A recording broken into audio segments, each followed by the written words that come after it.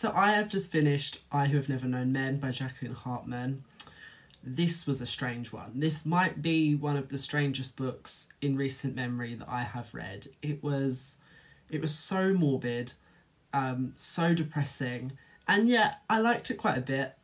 Would definitely recommend. It was an experience, I would say that, and that's what you want from speculative fiction. That is the goal.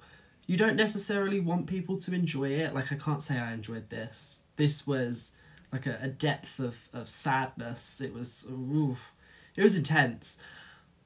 But I don't regret reading it, you know. It took you on a journey. This is also a great example of writing that was so ahead of its time, because I'm reading this thinking, oh, why haven't I heard about this author more often? They must be like a fairly trendy author. No, she's fully dead. This was published in the 90s, decades ago. I couldn't believe it.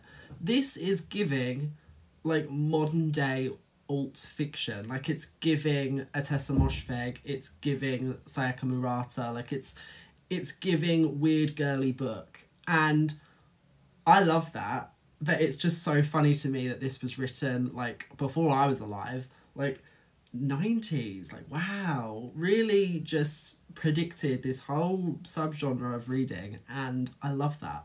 I just love as well how it had such a complete disregard for conventional storytelling. It was like, oh, we're going to have some characters, but you're not really going to get to know them. There's not going to be any major relationships, because while they're in the cage, they're not even allowed to touch one another.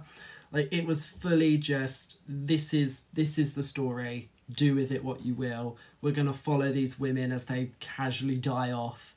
And that is it. That is in fact the story. Like, there's no real exciting incident. Like, nothing ever shocking. There's no real denouement to it either. Like, it's so strange, but in a way that feels intentional, interesting. Like, this would be a great book club book. I feel like there would be a lot to say about this. And it was so existentialist, but in a way that was effective and was actually affecting me, because I've read lots of absurdist works. You know, I can happily let it wash over me because I'm already there. You know, I know that this is all meaningless and that we're just walking our way through life until we're no longer alive. Like, I get it. But I was sitting on the plane reading this book, and oh, it was affecting me. I was looking out the window. I was like, wow, this plane could just crash, and I don't know if I would grab the airbag. I think I would just like, take me. You know, isn't that sad?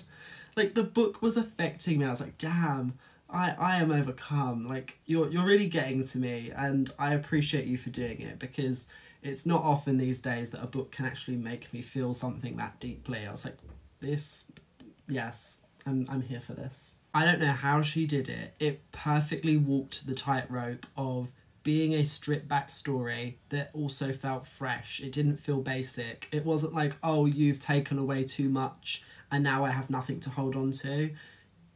I guess in a way it sort of was, but I didn't even mind it. I don't know. It's a weird one to explain. I think just read it. I'm sure lots of you probably have.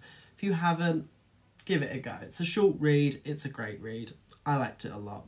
I Have Never Known Men.